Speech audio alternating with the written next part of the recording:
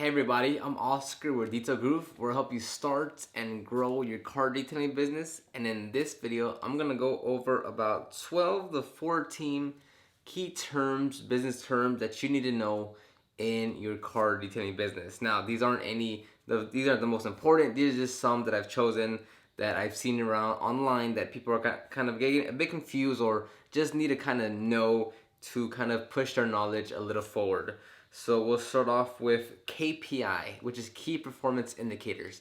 And these are the main metrics you're gonna look at in order to judge how you're progressing and whether you're gonna succeed on a goal. So if you want to make, let's say, $1,000 your first month, then what are the KPIs you're gonna track? You're gonna track how many customers you acquired, how much the average cost per detail, your time it took you per detail, so you can see how much you're making per hour. Those will be the key performance indicators. So just the main things you're going to be looking at to track your progress to a certain goal. Next we have is conversions and conversion rate. So a conversion is having a prospect or a customer take, or someone that's visiting your website or on social media, take a specific action. So this doesn't necessarily mean it's gonna be a sale, but if on your website you have a form you want people to fill out and you get 100 visitors per month and you have one person fill out your web form, then what's your conversion rate? So the conversion itself is someone actually taking action, whether it be to fill out a form, call you up, send you a text, reply to an email, fill out some physical form when you see them in person. And then what's your conversion rate on that? If 100 people go through it and 10 people take the action, then your conversion rate is what percent? So that'd be 10%, but you get the gist. Conversion rate.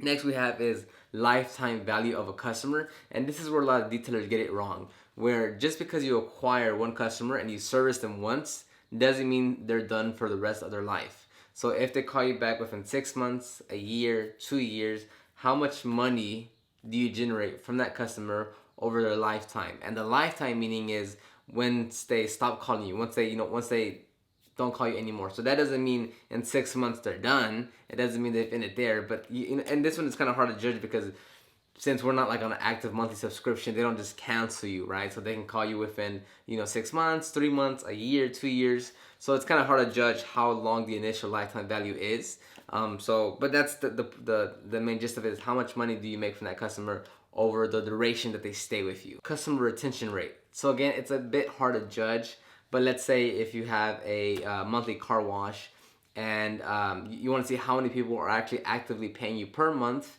and how much of those are you keeping, and then how many of those are turning away, which is canceling your service. So that would be your churn rate. So retention rate is how many people are you keeping per month, how many people are you getting new per month, and then how many people are leaving per month. So you have retention rate is keeping them, churn rate is how many people are leaving you, canceling your services. Next we have this traffic, prospects, leads, and sales.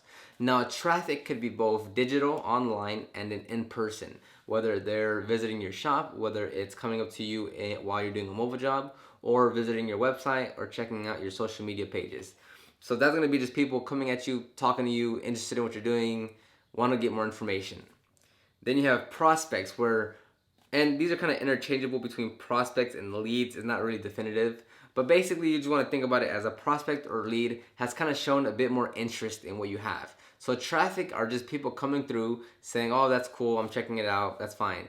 A prospect or lead may say, hey, look, I am interested in that. How much do you charge? Or moving a bit forward, instead of just saying, oh, that's cool, I like what you're doing. They're actually thinking about getting the car detailed, or they actually want to move forward and say, how much do you charge? When do you have an appointment? I've been wanting my car detailed. What can you do to it? That's showing a bit more interest than just looking at your website or just talking to you about your services. So those would be prospects and leads. And then sales, of course, is when you actually close the deal, book an appointment, and you make a sale, which is they give you money for your services. Next we have is operations, and basically operations means everything you do out when you're actually on site. Would that be driving to the customer location, arriving to your shop, making sure everything is your workflow is as efficient as possible. So basically, and same thing, operations goes with production time. Production time is when you're actually detailing and producing the detail and actually servicing the customers. That would be under production time. Operations can fall under maybe when you're just cleaning up the shop, when you're organizing things. Again, production kind of falls within operations, but more specifically, production is when you're working on the customer's car and making money. So again, operations is making sure everything is running at the highest level of efficiency, and that can be both just when you're detailing, that can be when you're in your administration and you're like you're doing admin stuff, whether that be whatever it is. But operation kind of yields everything in terms of from how you get to the shop, how you organize things, how you order things, how you service the customer, how you contact the customer afterwards. That is all operations.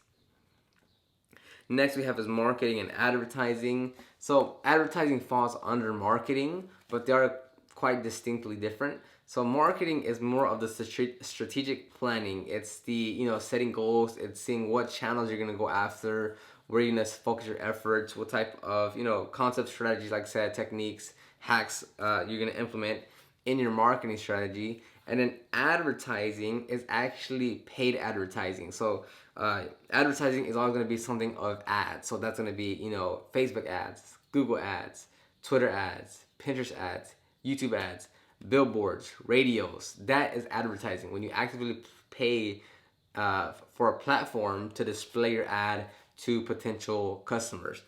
So marketing. So you couldn't say I'm going to advertise on Google and talk about search engine optimization on the organic side of things, because you don't pay for SEO to rank your website on the first page of Google. You don't pay for that. You don't actively pay Google to get you on the first page of Google. What you'd be referring to is Google AdWords, which is their pay-per-click advertising platform.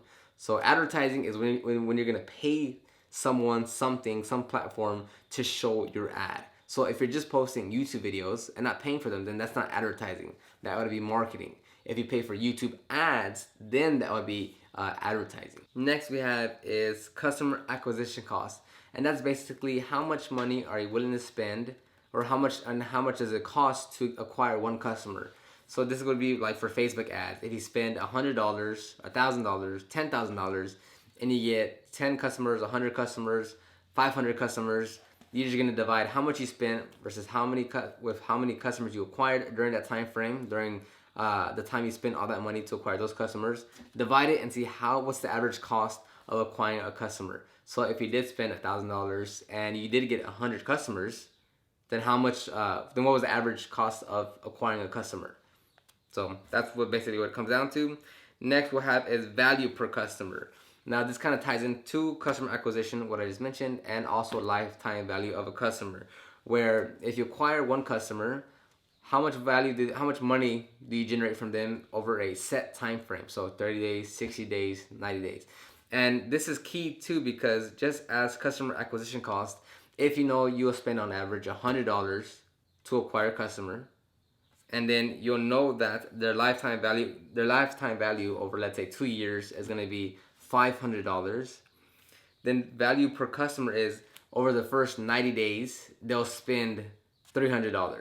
So customer acquisition is how much you're willing to spend to acquire one customer, right? How much, ads, how much, whatever it is that you're doing, all the costs involved to acquire one customer. Lifetime value is how much they'll spend over the duration that they are with you, whether that be 6 months, a year, 2 years, 3 years. Hard to judge, but that's the time frame over the long duration that they're with you. And then value per customer is the first 30, 60, 90 days. How much money do they generate? How much money do you generate from them with your services? And there we have it, 12 to 14 business terms you need to know in your detailing business. Again, these aren't the most die-hard, essential, must-know terms in your business. There's things like revenue, profit margin, bottom line. But again, you can do a Google search. Those are those are probably the more obvious terms to know. But it's very important to know these terms, because if you're just focused on detailing, booking a detail, getting paid, and getting the next customer, then you're limited on your progress and what you can track in your business to see if you're actually gonna hit your goals. Because there's a lot more that goes into just saying, okay, I want more customers, I want to sell, and I want to book the next appointment, the next customer. You need to be able to see how much web traffic you need, how many phone calls do you need, how many leads how many emails do you need, what's the average cost of your detail to hit whatever goal. So there's a lot more that goes into it to make sure you're on track to hit whatever monthly goal you want to hit, whether it be 5,000 a month, 3,000 a month, 10,000 a month. You need to be able to, systematically track all your progress to see what areas in your business are the bottlenecks. Where do you need to focus on more to be more efficient and to be able to generate more money, more customers, more leads, more traffic. So very important. You can't just focus on one single thing of I just want the detail and I want to make more sales. You have to think, okay, I want more sales, but what do I have to get more sales? How do I get more traffic? How do I get more people to call me? How do I better track this? How do I better track that? So let me know in the comments below if you're implementing a lot of these key terms. Well, not implementing, but so to speak, but have a strong system of tracking and making sure you're actually tracking your progress on a maybe daily, weekly, monthly basis to hit your goals, since that's what it's really all about. So leave that comment down below, like this video, subscribe, and I'll see you on the next one.